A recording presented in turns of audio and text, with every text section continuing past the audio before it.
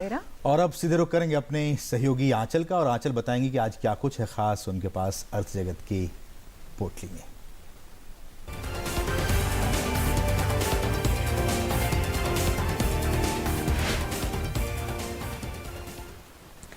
शुक्रिया आसीम और जया। तो आर्थिक पिटारे में है बहुत कुछ, लेकिन निगाह डालते हैं टॉप लाइन न्यूज पर। सबसे पहले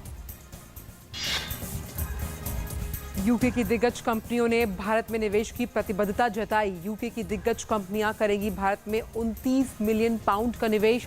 इस निवेश के जरिए कंपनियां भारत में 20 लाख युवाओं का कौशल विकास करेंगी। 2020 तक ट्रेनिंग के लिए निवेश को 50% बढ़ाया जाएगा।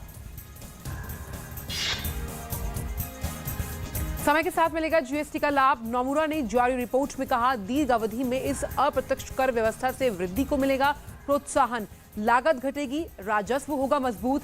जीएसटी परिषद में 4 स्तरीय कर ढांचा प्रतिशत पर बनी सहमति। खाने पीने वाली जरूरी वस्तुओं की जो दर थी वो हुई 0। इनकम टैक्स भरना हुआ अब और आसान। सीबीडीटी ने आयकर सेवा केंद्रों में चेक जमा करने की मशीनें लगाने का लिया फैसला। करदाताओं को होगी सुविधा। अभी देश में इस तरह के 257 केंद्र कर रहे हैं काम। 65 नए केंद्र जोड़े जाएंगे। रिफंड की प्रक्रिया में तेजी लाने पर भी चल रहा है काम।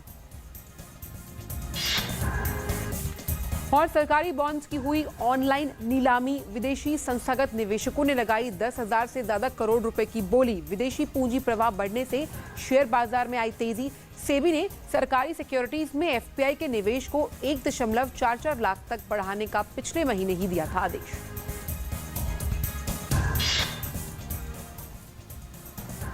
और अब बात रक्षा क्षेत्र से जुड़ी हुई। रक्षा मंत्रालय ने एक नई ब्लैक लिस्टिंग नीति को मंजूरी दी है, जिसके तहत रक्षा सौदों को हथियाने के गलत तरीके अपनाने वाली कंपनियों के निलंबन के लिए दिशा निर्देश तय किए जाएंगे। रक्षा मंत्री मनोहर पर्रिकर की अध्यक्षता में कल हुई डिफेंस एक्विजिशन काउंसिल की बैठक में इस नीति को मंजूरी दी गई। परिषद ने भारतीय वायुसेना के लिए 82,000 करोड़ रुपए से ज्यादा की लागत के 83 हल्के लड़ाकू विमानों की खरीद को भी अनुमति दी है। पहली परियोजना है जिसे नई रक्षा खरीद प्रक्रिया के तहत स्वदेश में ही तैयार, विकसित और निर्मित करने के कार्यक्रम के तहत विकसित किया जाएगा। इस नीति के तहत मेक इन इंडिया कार्यक्रम को बहुत मजबूत बनाया गया है। वहीं ये विमान हिंदुस्तान एरोनॉटिक्स लिमिटेड से प्राप्त किए जाएंगे। रक्षा खरीद परिषद ने 2,911 करोड़ रुपए से अधिक की लागत से वायुसेना और सेना के लिए 15 हल्के लड़ाकू हेलीकॉप्टर को खरीदने की सैद्धांतिक मंजूरी भी दी है। तो मेक इन इंडिया के लिए एक अच्छा कदम। लेकिन अब रुक कर लेते हैं दुनिया भर के बाजारों का। सबसे पहले हम शुरुआत करेंगे यूएस के बाजारों के साथ, जहां पर हमने देखा कि बिकवाली का जो दौर था वो थमता हुआ नजर आ रहा है। डाउ जोन्स, S&P 500 और नैस्डैक में करीबन 2 से 2.5% की बढ़त नजर आई। जिस तरह से एफबीआई ने क्लीन चिट दी है हिलरी क्लिंटन को ईमेल मामले में, आप देखिए कि किस तरह से रैली नजर आई यूएस के बाजारों में। यही कहानी यूरोपियन बाजारों में भी नजर आई।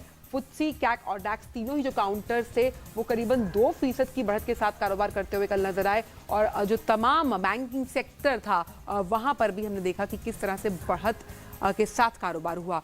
अब रुक करते हैं एशियाई काउंटर्स का। यहां पर भी आप देखिए साफ तौर पर खरीदारी नजर आ रही है। निकाई की बात कर लीजिए, चाहे स्ट्रेट टाइम्स या फिर चीनी बाजार, शंघाई कॉम्पोजिट। और सबसे दिलचस्प एसजीएक्स निफ्टी, आप देखिए 8,535 का लेवल अच्छा खासा क्रूशियल लेवल है और बढ़त के साथ कारोबार कर रहा है एसजीएक्स निफ्टी। कहीं ना कहीं अंदेशा है कि भारतीय बाजार की भी शुरुआत उछाल के साथ हो सकती है।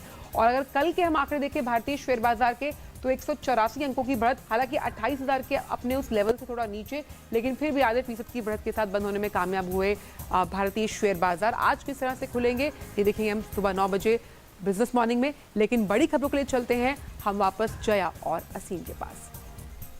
बहुत बहुत धन्यवाद आंचल, तमाम ताज़ा अपडेट्स को हम तक पहुंचाने के लिए। खबरों का